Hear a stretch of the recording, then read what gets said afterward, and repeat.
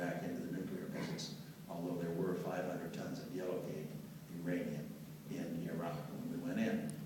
When we took down Saddam Hussein, Muammar Gaddafi in Libya got religion. He was afraid he was next.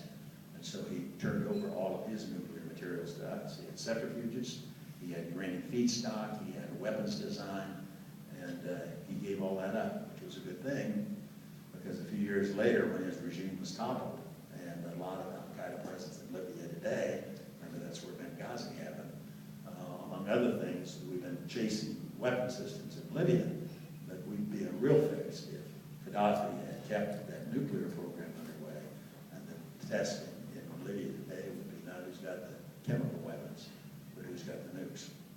When we took down Gaddafi, we then went after a guy named A.Q. Khan. He was the father of the Pakistani nuclear program. He was then gone into business for himself, set up a black market operation, selling the materials to Libya for Gaddafi to try to build his own program. He also did business with the North Koreans. He did business with Iraq as well.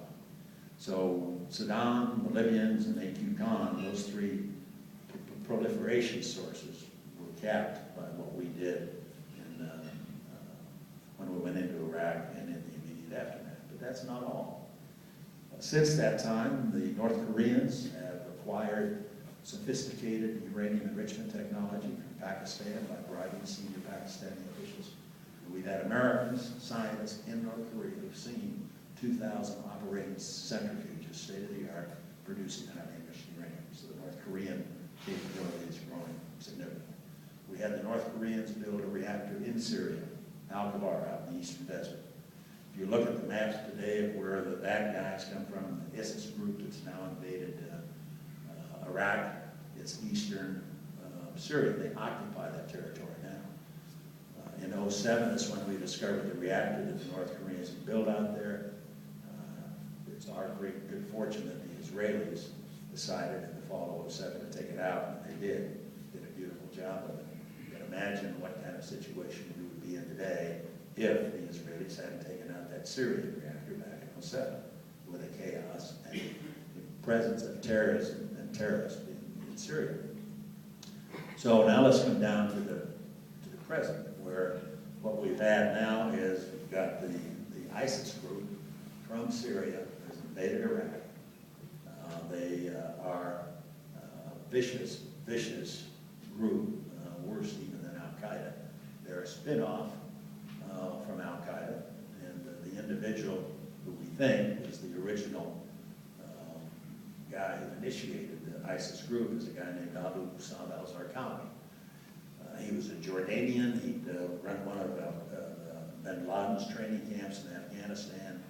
After we went into Afghanistan, he went to Baghdad for medical care, and he became the head of Al-Qaeda in Iraq. He is the originator, if you will, we think, of the ISIS group that's now back into Iraq. We killed him in June of 2006 with a 500-pounder on the house he was spending time in at that point. But the seeds of what were happening today, in fact, it ties back to that problem. So if you think about the bigger problem, the threat, if you're worried about terrorists and weapons of mass destruction, the threat is bigger than it's ever been because we've got more terrorists and we've got ongoing activities, for example, in North Korea. They previously proliferated to that part of the world. We had the A.Q. Khan Pakistan-based operation, but Iran is on the steps. Very shortly they'll be able to go nuclear. They've been working at it for years. The only time they stopped their weapons development program was when we went into Iraq and took down Saddam. They, like Gaddafi, thought they might be next, so they shut down that program at the time. But what we have today is a spread of terrorism and safe havens for terror. There's been a 58% increase, according to a study by the RAND Corporation released just 2 weeks ago, 58% increase since 2010 in the number of Al-Qaeda or Al-Qaeda affiliated groups around the world. And now it's not just Afghanistan, as I say, it's all across North Africa, down East Africa, Somalia, and so forth. And we also then have the potential, the danger that there'll be additional proliferation on the nuclear front. And so it's a very, very serious situation. Now, what should we do? Well, the first thing I would do is I would reverse course on the U.S. military. This administration is doing enormous damage to the military. Obama has announced that we're now going to maintain a force capable of fighting only one war. It's a radical departure from the strategy we've had ever since the end of World War II. When I was Secretary of Defense back in the early 90s, we were prepared to fight 2 wars at once. We operated on the basis that you get bogged down in one place or tied down in one conflict, that somebody else then will take advantage of that. If you're tied up with one capability to fight one war, and say it's in the Middle East, for example, North Korea might take advantage of that situation to take South Korea. Obama's cutbacks are doing enormous damage to the military. Ray Odierno, the guy I know well, who is now the Army Chief of Staff, announced the other day out of the 40 brigades in the United States Army, only 4 of them are combat ready, just 4. The cutbacks are so deep, it's doing personnel and maintaining the equipment, continuing to invest in new capabilities, that the size of the Army that we'll end up with, given the course we're on, will be smaller than any time since Pearl Harbor.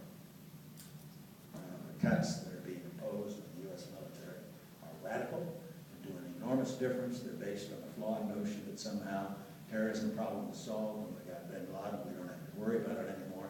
That's just plain a bald-faced lie. We do have to worry about it, and it is a potentially global problem. And I'd like to be able to do what a lot of people want us to do, which is, look, we were over there too long. These have been long conflicts. Let's bring the boys home and just focus on things here and all. Forget about what's going on over there. It's their problem. Well, anybody remember 9/11? You know, the way for us to be actively involved and minimize the prospects of another 9/11 is for us to be involved over there. Now, hopefully, to the extent we can, we have to do it with our intelligence forces. We got to have intelligence capabilities in each of those countries. We ought to be helping their services to achieve the status and the capability so that they can guard their own sovereign territory, so that Al-Qaeda cannot come into Afghanistan or Pakistan and other places and establish a base from which they can launch attacks against the United States. I'm absolutely convinced there will be another day like 9/11. There will be another mass casualty attack against the United States. And for us to act, for Obama to act as if that's not a threat, shows me a guy who simply doesn't want to believe it. We've got chaos developing now in Iraq with terrorists from Syria invading, and we're about to have a major conflict between Syrian terrorists and Iraqi Shia government, or Sunni Iraqis. It's a very huge, large, complex problem. And he's playing golf in Palm Springs, California this week. He's not getting on an airplane until tonight to fly back to Washington. He's the commander-in-chief. He needs to be back there with all these people. He needs to be sitting down and spending time thinking about this. But while he's golfing, we are rapidly diminishing our forces. We're rapidly diminishing our presence in the area. I made a tour through there a couple of months ago. I went back and visited all my old friends in that region. The people I worked with in Desert Storm, when I went out and set up the provisions for us to have allies, to be able to use their bases and so forth, when we took down Saddam back at the time of the Gulf War in 1991. And to a person, they are appalled at the current state of affairs in terms of the relationship with the U.S. They count on us to help them, support them. We did back in 90 and 91. They worked with us, paid for a lot of it. Today, none of them believes they trust the United States. Our friends and allies no longer have confidence that we've got their back, and our adversaries no longer fear us. We've so rapidly diminished our presence in that part of the world that we're now in a situation where if we want to do something, the president speaks out and wants to take action someplace, they don't pay any attention to him. He's just announced in the last few weeks that we're going to